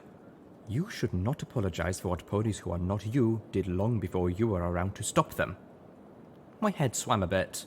It took me a moment to realize we weren't talking about ponies. I nodded, understanding. None of us would blame you for what happened in the war. I paused, realizing that wasn't correct. Well, Steelhooves would, but I think even he's coming around. My thoughts returned to the poster. They could have at least painted over it, though. They are hunting their prey to extinction, Zenith informed me. Soon there will be no more meat to barter with. I do not begrudge them for not spending what little they have on such luxuries as paint. I thought of the number of radigators we had seen at the hatchery. When I had been thinking we might have to fight them, there had been a lot. But when viewed as both food and trading supply, there were hardly any. I hoped the river held significantly more and found myself wondering what a bad year amounted to here in Arbu. My brain seemed to slip. I felt like I had lost a bit of time. Back at the tables, I heard Calamity asking where the new graves were. I felt a sudden urge to pay my respects to the bandit I had killed, no matter how ludicrous or meaningless the act would be here. Oh, we ain't buried them yet, and Arbu Buck replied. Ground's too muddy. Got the bodies locked up in the clinic cellar for now. Emerald Fire shot a dark look at the buck. Calamity nodded. Velvet Remedy coughed with alarm. Hey, isn't that where Sandy Shaw was headed? Ah, don't worry, miss. Got the cellar locked up tight. No point is going to get in there without the key. Yeah, because apparently the only pony in the entire wasteland who can pick a lock is me. No, wait, there is at least one other. Probably part of the Philadelphia Steel Rangers. Or maybe some pony who works for Red Eye. I stopped, suddenly suspicious that my lockpicking rival must be Red Eye himself. I had no facts to base such an assumption on, but it felt right. The sense of duality was too perfect. The certainty slipped away from my wounded mind almost as quickly as it manifested. I found myself staring at a puddle, not knowing how long I had been doing so. I looked up swiftly enough for my head to pound, and every pony was where I had left them when I last saw them, except Sandy, who was sitting morosely in the corner between the clinic and a dark vertical wall sign for a Starbucks, the coffee shop that wasn't Java's Cup. As the first rays of sunset dipped below the cloud cover, the wall sign suddenly lit up, bucked on by some ancient timer still miraculously running. Other lights flickered on, about a third of them still functional, illuminating them all in a patchwork pool of light. My eyes caught on the sign and lingered there, an image of two very attractive mares. Twins, one with a cream-coloured mane and coffee-brown coat, the other with the same brown for her mane and a creamy coat, who were entwined around each other almost as much as their tails were entwined around a cup of steaming coffee with the Starbucks logo, all backlit by lights that flickered and threatened to go out. My mind supplied a logo for them. "Buy our coffee, and we'll let you watch us make out." "What was that?" Zenith asked. I flushed with embarrassment as I realised I'd said that out loud. Nothing. Just looking." I winced and quickly clarified. "At the coffee shop over there." Zenith followed my gaze. "Are they bucking the stars, or are the stars bucking them?" "I think they're bucking each other," I replied before I realised she wasn't paying attention to the lesbianestuous mares. I thought about turning to see her expression, but my eyes didn't want to leave the sign. "Are you all right, little one?" "Concussion," I answered. Then, in a transition that only made sense to me, "Velvet Remedy talks to Brahmin now." Yup. He's a real camponi, that one." One of the Brahmin responded. "Polite, too." I began to nod. "Yes, she really is." What? I jumped up, stumbling backwards over Zenith, and fell onto my tail. The Brahmin's right head smiled at me, while the left one continued chewing its cud obliviously. "You can talk?" I stammered, then flushed. "I'm sorry, I didn't know Brahmin were, well..." "Smart?" The Brahmin head asked as I picked myself up. Then, looking at Zenith apologetically, the zebra just shook her head. Yeah," I admitted, feeling foolish. She chortled. "Not many pony folk even try to talk to us. Not that I blame you. Most of us are dumb as posts. Ain't that right, Herbert?" she said, looking at her other head. The other head kept chewing. I looked to Zenith, but she was just watching me with amusement. "Yeah, I don't really get any good conversation from him," she said dourly. I felt stupid. Sorry, concussion. Brain not working. I'm Littlepip." "Well, howdy there, Littlepip. I'm Bess, and this is my other half, Bob." "Bob?" I asked, wondering how one head could be male and the other female. I looked Bess over. She sported several bandages, including a bandaged leg and a medical brace courtesy of Velvet Remedy. Definitely a female Brahmin, judging from her bulging udder, although I couldn't recall if I'd seen any male Brahmin. Not that I'd been paying enough attention to notice if I had. Yup, Bob," the Brahmin told me. "I'll just call him Herbert to get on his nerves." "Oh." From the looks of Bob, nothing much could get on his nerves. I didn't think Bob was even aware that a conversation was going on. "Most Brahmins only got 2 heads, but only half a brain between them. I'm one of the lucky ones," Bess claimed. "If you can count being saddled here for life with Bob here lucky. Anywho, tell that mare friend of yours that thanks again for patching up my leg. Did a real fine job, she did. Polite, too."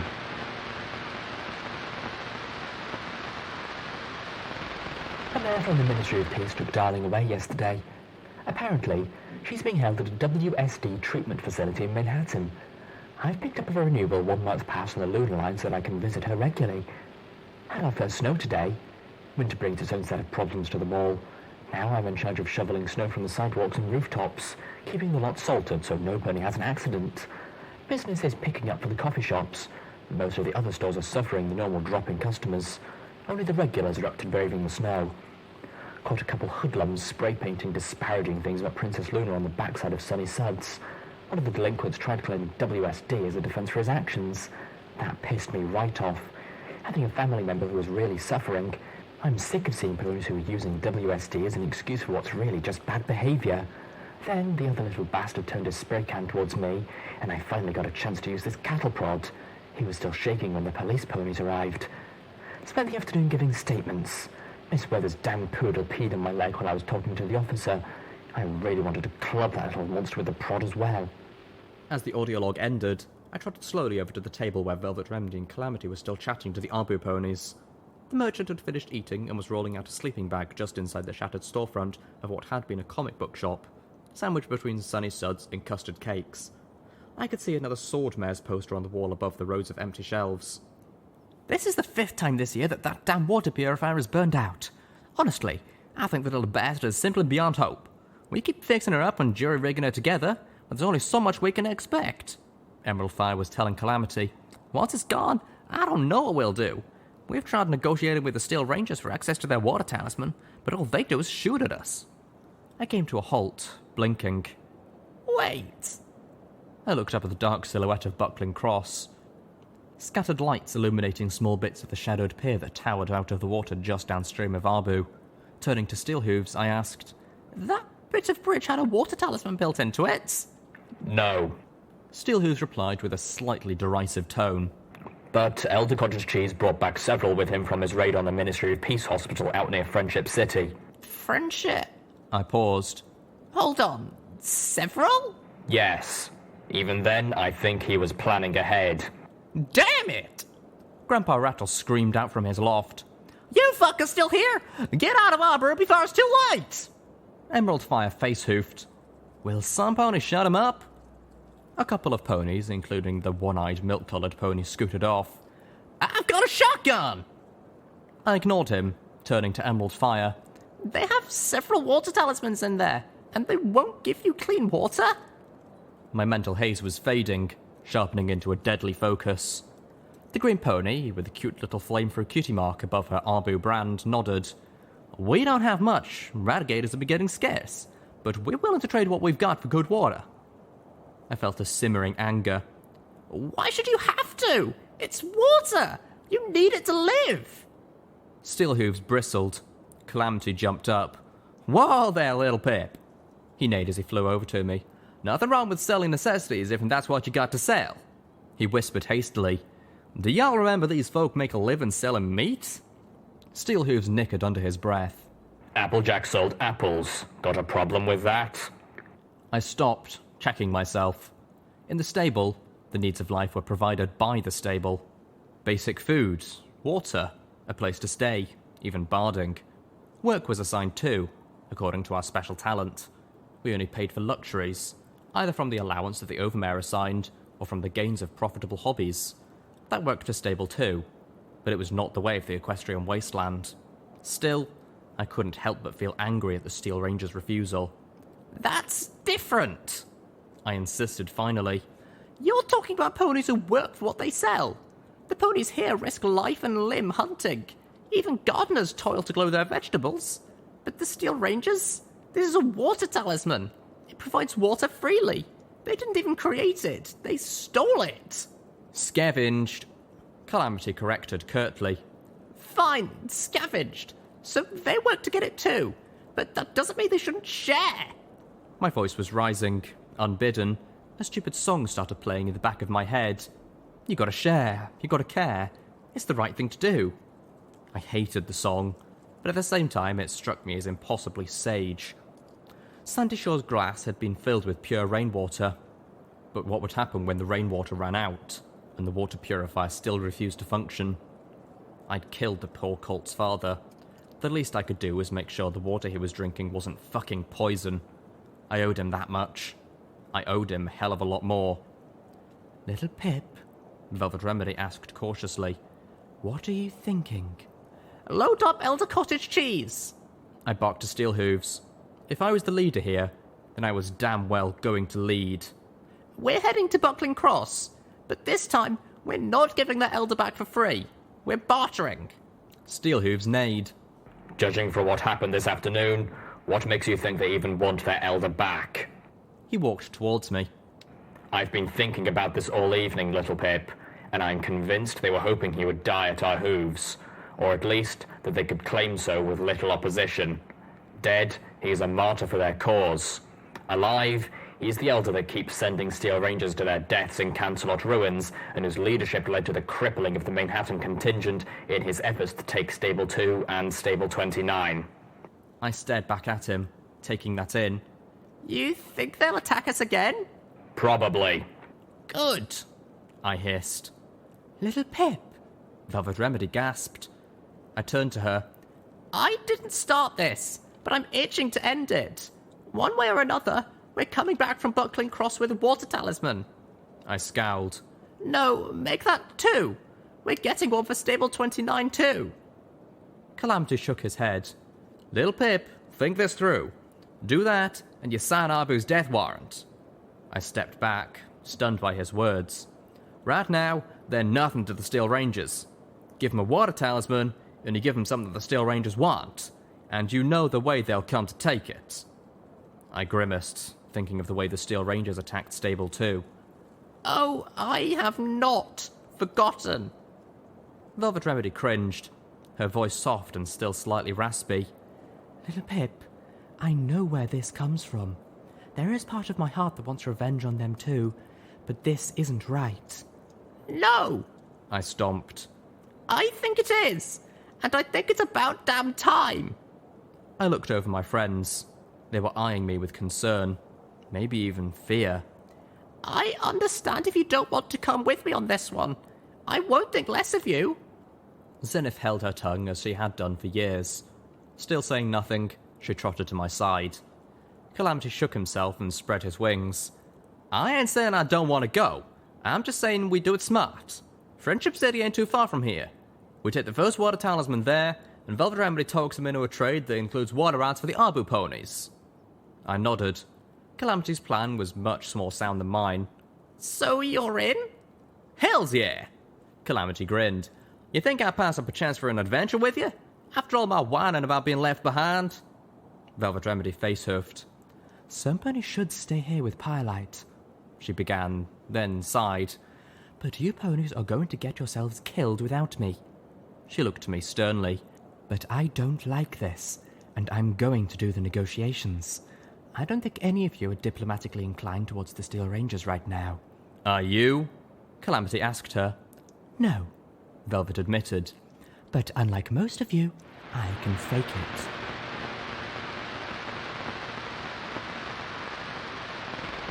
I spent most of my time today filling out applications for a place in one of those stable tech war shelters. The non-refundable deposit took most of my paycheck, but it will be worth it just to take one worry off my sister's head. Ever since Darling was taken, she's been slipping from me. I think she's been drinking, although I can never smell it on her breath when I'm over. I've been to visit Darling twice this month. She's definitely looking better and has some of her cheer back. Whatever the ministry piece is doing to treat her, it seems to be working. She's almost like her old self now. Only thing I've noticed is that she seems a bit off and she seems to have forgotten things. I asked her about her birthday party, and she got strangely quiet, then told me she doesn't remember having one this year. The man I spoke to at the hospital says that only temporary memory loss is a side effect of her therapy. Honestly, it was just so good to see Darling smile again, and that I was fine with that. Saw one of those little hoodlums that I caught spray painting a couple months ago. He was dressed up fine, mane-combed, looking presentable. He stopped on the street to thank me for helping him put him on the right path. I was so stunned, and I told her that it was my pleasure. Asked him how that other buck was doing, and he looked away, saying something about trying to not think about bad influences. Things at the strip mall have been interesting.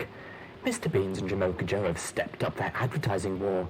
I fully expected to get an earful from Mr. Beans last week when Jamocha erected, no pun intended, that huge, hot and steamy Starbucks sign with the twins, espresso and latte laying all over each other surrounded by steaming cups of Starbucks, but he seemed almost cheerful about it. Found out why yesterday when the new Java's Cup sign went up. Not as much sex appeal, but the billboard was huge, easily 20% larger than that Starbucks billboard, and the whole thing is done with patriotic colours with an image of Princess Luna in the corner endorsing it as the best thing to keep you up all night. I have to wonder if he had permission to use her image like that.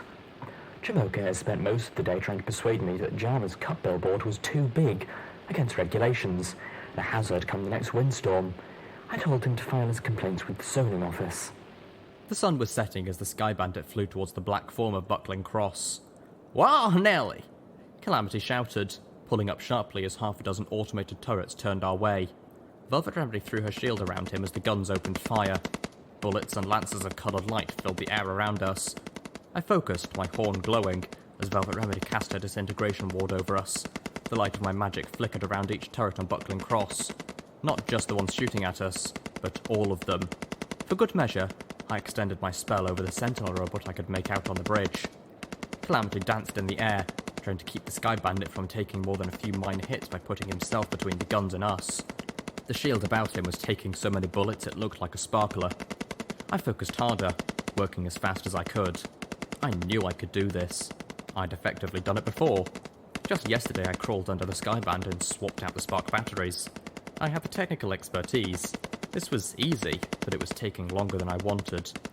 Calamity's shield went down, a stream of bullets tearing through it and slashing across his side. Flesh wounds, little more than scratches, but over a dozen of them. He yowled. We suddenly dropped several yards as he briefly forgot to keep flying. Calamity spread his wings and caught the air again as Velvet Remedy threw up another shield as quickly as she could. All of the turrets shut down simultaneously. I'd unscrewed their maintenance plates and pulled their spark batteries. They were dead. The Sentinel robot as well. I scowled, floating several dozen spark batteries back to the Sky Bandit. I was going to give the Steel Rangers every chance to do the right thing. But if the exchange earlier today was strike 1, then this was strike 2. Calamity lifted us back up and flew in for a landing.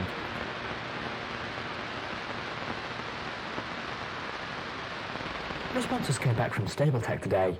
Sis found them in the mail. She was weeping over them when I got home from work. I've been accepted. She has not. I've been given a special broadcaster. When the call comes, I'm to make my way to Stable 34.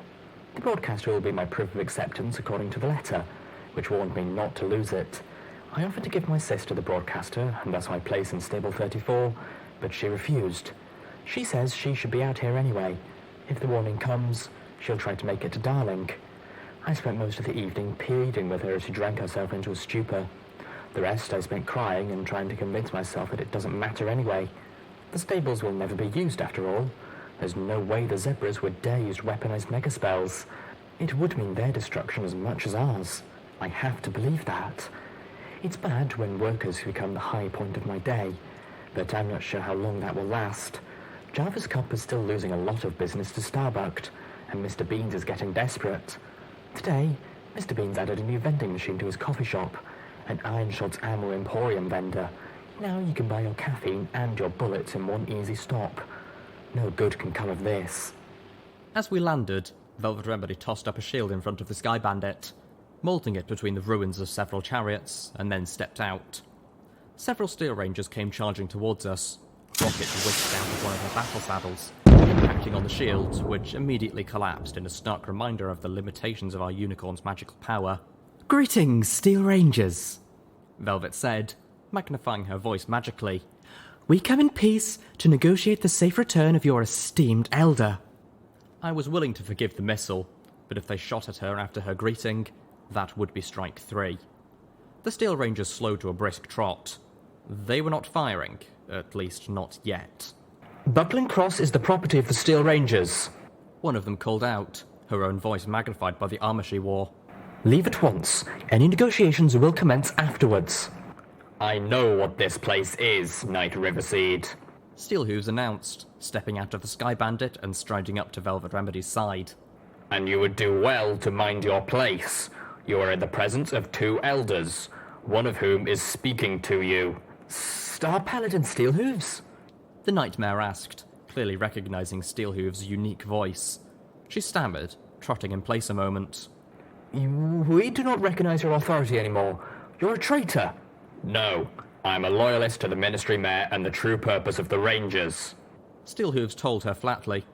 And you are a wet-behind-the-ears knight barely graduated from Initiate, Knight of Riverseed. Send out the pony in charge here. That would be me, sir. Steelhooves stood silent. Then, calmly... You're kidding. The Steel Rangers stared back at us, 3 more joining the 3 already facing us. I spotted 2 more staring out of doorways on the high stone arches above, taking sniper positions. Steelhooves' voice couldn't hide his disbelief. You're kidding, right? No, sir, Knight Riverseed said, shifting hesitantly into a battle stance. And I'm afraid I have to ask you to leave. I can see you are afraid, Knight Riverseed. Steelhooves replied. We have come bringing Elder Cottage Cheese, who we will return to you in exchange for 2 of the water talismans stored here in Buckling Cross. After that, we will leave. Not before. Velvet Remedy was looking uncomfortable. Clearly, her intention to be the negotiator had gone up in smoke. I brought up my eyes forward sparkle and slipped out the sniper rifle, targeting the 2 ponies in sniper positions. Even with my skill and targeting spell, It would be a tricking shot to hit either of them, but even if I missed, I could at least pin them down. The Steel Rangers looked as taken aback as they could, considering they were completely concealed behind metal armour. I'm sorry, what was that? After the completely disgraceful actions of Paladin Amaranth at the previous exchange, you are lucky why you're asking so low a price for the return of your elder. Steelhooves informed her flatly. Whom your own ponies shot at, so be careful who you call a traitor. Knight Riverseed hesitated once more, then took a step forward. We can't comply with those demands and you know it. Request denied. Now get off our citadel. The 2 light machine guns in her armor's built-in battle saddle clicked as they reloaded, pointing threateningly at us. But my EFS was not registering her as hostile. It was a bluff. Are you really going to attack an elder with 200 years of combat experience, backed by a team of wasteland heroes who have defeated a dragon? Steelhooves asked warningly. You can't win. I can't give you 1 water talisman, much less 2. She spat back. Your offer is absurd, and you are trespassing. This sounded like it was going downhill, but no pony was red on my EFS compass yet. We could still talk this out. I was beginning to really hope we could. I hadn't realised how badly the losses at Stable 2 and Stable 29 had depleted the Manhattan contingent of the Steel Rangers. The battle earlier today must have taken out their remaining hierarchy. All that were left were the knights left behind to guard the fort, and probably a hooful of scribes. These weren't the ponies who attacked Stable 2. They weren't the ponies who attacked us earlier either. They weren't even the ones responsible for refusing water to the civilians of Arbu. One of the snipers fired at Steelhooves. The knight wasn't even red on my compass. I think it was an accident. The bullet ricocheted off the ghoul's magically powered armour and struck Velvet Remedy. She fell with a yelp, bleeding out of a hole in her flank, her blood running down her nightingale cutie mark. Everything went to hell.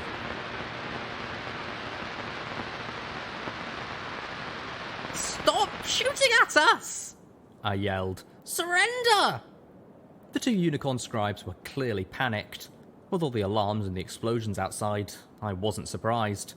One of them cast a blinding spell that filled the stairwell with strobing lights. I closed my eyes tight and fired blindly with the poison dart gun, not wanting to kill these ponies. Unfortunately, they weren't showing the same restraint. A crack of lightning cut the air, making my coat hairs all stand on end and filling the stairwell with the smell of ozone. I backed up the stairwell, pressing against the wall and nearly tripping on the steps. One of the unicorns had combat spells.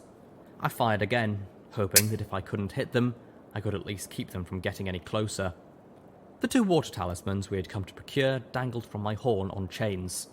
They were amazingly small things, no bigger than a particularly gaudy necklace, and they radiated a cool power from the large sapphires in the centre of their golden latticework, but were otherwise almost unremarkable. I had braved the internal rooms of the pier and picked one of the hardest locks I'd ever come across to get them, but my relatively stealthy entrance was obliterated when the alarms went off.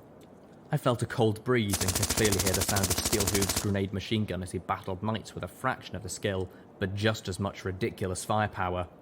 When I dodged into the interior of Buckling Cross, Calamity had been swerving through the air, dealing with the 2 remaining Sentinel tanks, the ones I'd missed. Another bolt of electricity lashed out, this one hitting me square in the breast. My body locked up in intense pain. My magic imploded and the dart gun went tumbling down the stairs. I teetered, gasping, and fell back through the window. Free fall. For just a fraction of a second, but long enough for the pony in my head to be convinced that I was falling to my death. Then I hit the metal girder. I opened my eyes, blinking, my vision still swimming with foreign colours and the shapes from the blinding strobe spell. I was laying on one of the understruts that had formed the latticework beneath the Buckland Bridge, looking up at the underside of street. A cold wind blew across me, carrying the first drops of another rainstorm. I turned my head and immediately regretted it. It was a long way down. Okay, being very, very still. Just float myself back into the window, I told myself. Not a problem. The 2 unicorn scribes appeared at the window above me, their horns glowing. Motes of magical energy formed around one of them, forming into eldritch daggers. I whipped out Little Macintosh, slipping into Sats, twice.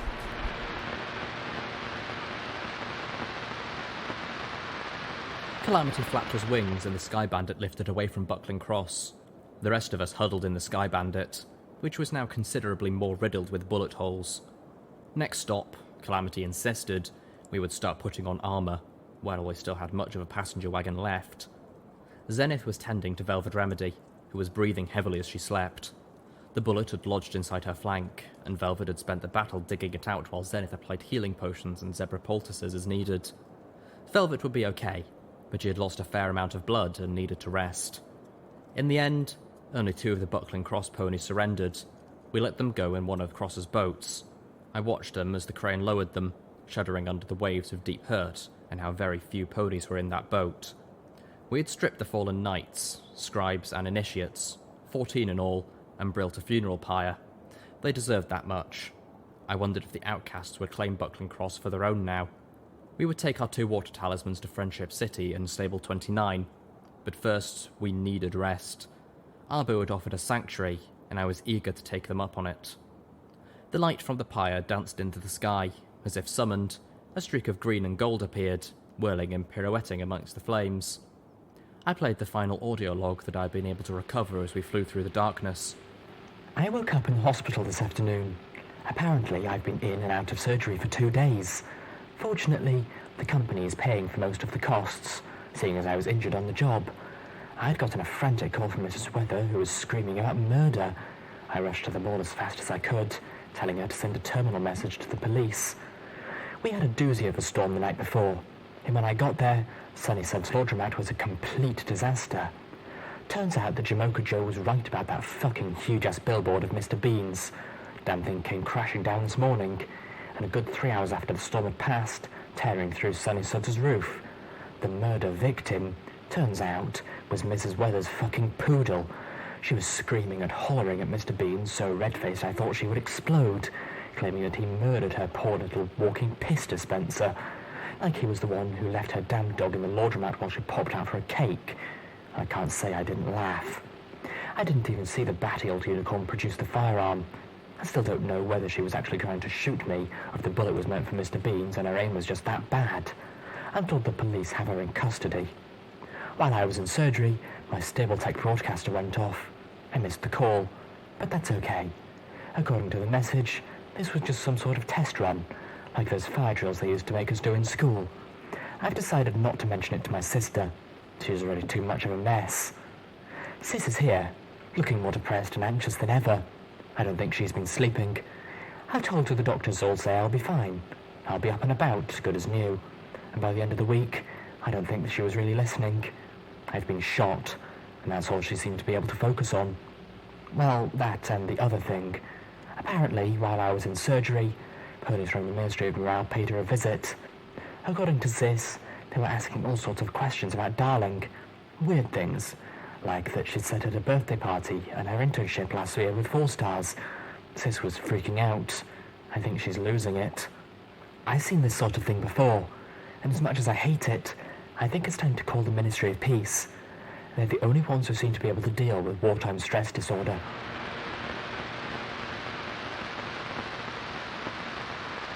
Where is every pony? I asked, trotting out of the Sky Bandits. Hello?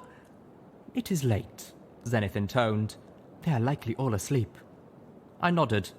Night had fallen during our battle on Buckling Cross. I looked about. All of the stores were closed up, but there was light pouring between the boards covering the windows of Starbucked. I contemplated heading there, but decided that I didn't want to break into any pony's home. Instead, I made for the comic shop with its collapsed front wall. I could hear the snores of the merchant, but I was so weary and emotionally exhausted that I could sleep through a firefight. I was not a good pony. I wanted to be a good pony, and I tried to be a good pony, but today... Hey! A voice hissed at me through the darkness. I turned to see Grandpa Rattle huddled in the shadows. I looked for any sign of a shotgun, and by that I meant a stick. Instead, I noticed the red marks above his hind hooves. I knew such marks well. They meant he'd been shackled, and recently, my eyebrows raised in alarm. Shush. They don't know this old man can still pick a lock, he told me, astutely judging not only what I had seen, but what I had made of it. You and your friends want to hightail it out of Arbu. This ain't no good place. I blinked. What do you mean? They seem perfectly nice to me. Take a look in the basement, if you don't believe me. But don't say I didn't warn you. The basement, in the quick care, where they kept the bodies they were going to bury tomorrow. I had a sudden, dreadful sinking feeling in my heart. Grandpa Rattle looked about nervously. Y'all get, hear me? Get! Then he shambled back into the shadows. I considered following him, then turned and galloped silently for Helping Hoof.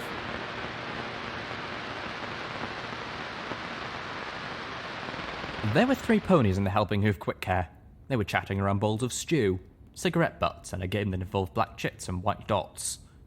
They looked like a family, one of them a mare hardly older than a filly, just barely old enough to have her cutie mark, and, I noted, her Arbu mark. They also looked like guards. Either way, they never saw me pass. The lock on the basement door was a surprisingly expensive one for a struggling town like this. Not that I didn't figure they couldn't have scavenged it from somewhere, but I would expect such a valuable would have been sold during their last bad year.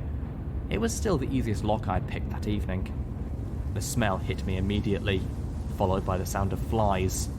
Then I was expecting to find bodies. I closed the door behind me without a sound and descended the steps cautiously, turning on my pitbuck light. The 2 water talismans clinked together softly, still dangling from my horn. One of them I procured for this town, risking my life and the lives of my friends. Killing ponies I didn't want to kill. Self-defense didn't make them any less dead.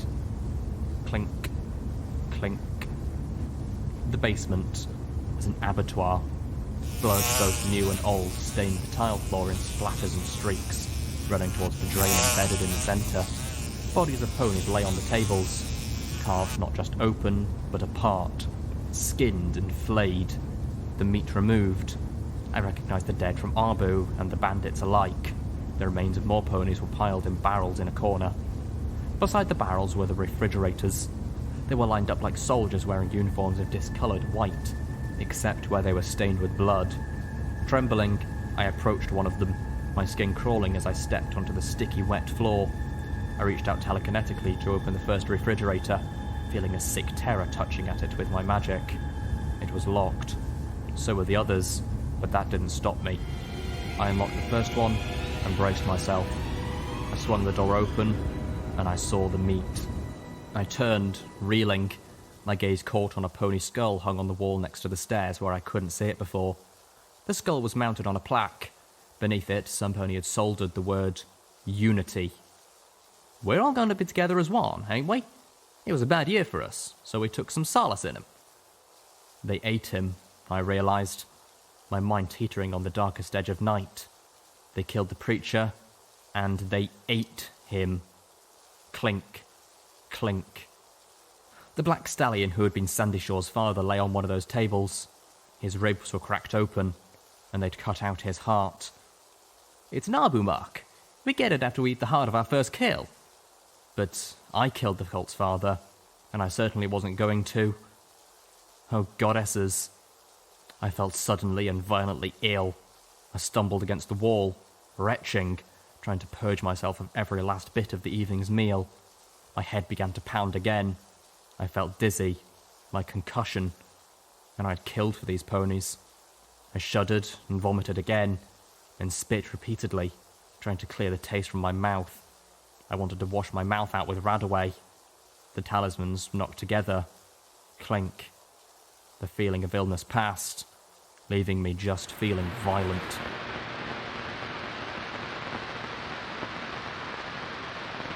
You fucking cannibals! I shouted as I burst back into the quick care, telekinetically lifting all 3 ponies and choking them.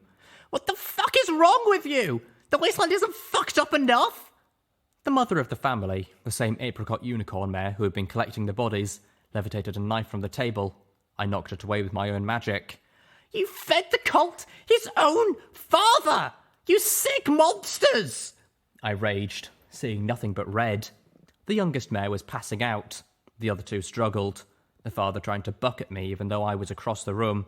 Hunia succeeded in kicking over the table, spilling black chits and pony stew all over the floor. There was a rifle holstered on the underside of the table.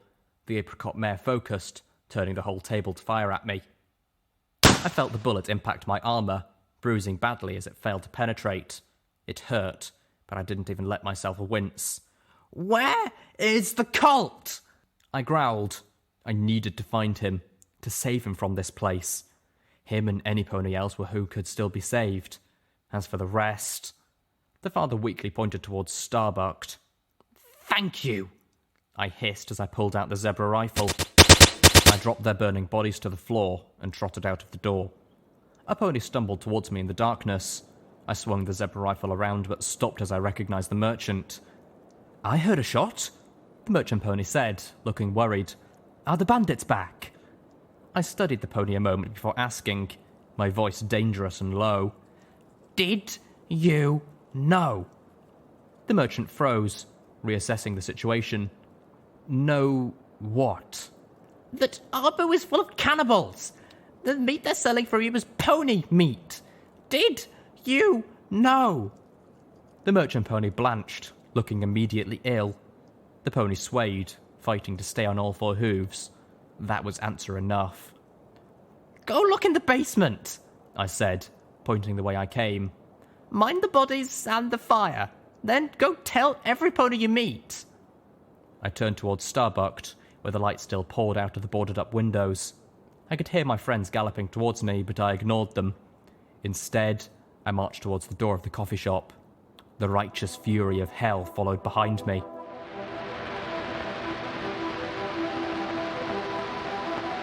DJ Pong 3 here, and I've got to tell you, I don't know what to make of this one, children. For weeks I've been telling you of the heroic deeds of the Stable Dweller, our heroine of the Equestrian wasteland, our bringer of light in this time of darkness. But today, another village in Manhattan has gone silent. Arbu is dead. Reports have reached to me that every pony in the town, over 24, have been killed. And listen, children, I don't know how to say this, but it looks like it was the Stable Dweller who was responsible. A witness from Buckland Cross reported seeing her opening fire on ponies in the Arbu Commons. Now, children, I don't want to believe this. I don't want to believe our heroine has turned on us. There must be more to this story than what I'm hearing. If you know anything about it, please contact my assistant Homage at Tempoli Tower. Anything at all. I don't know exactly what went down or why, but I'm not going to stop until I find out. And when I do, you'll know too. This is DJ Pone 3, bringing you the truth, no matter how bad it hurts.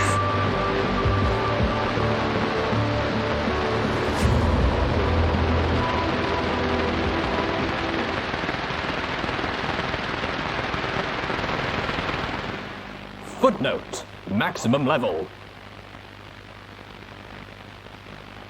I don't know what to say. I guess, I dunno. Pip's doing the right thing. She's cleaning out the worst of the wasteland. Sick fucks of Arbu. If I'm being honest, I read ahead, ladies and gentle cults. I knew this was coming. I just didn't know what I'd do when I came to it. I just feel sorry for Homage. Music time. Here's Greenhome with Whiskey. Enjoy, people!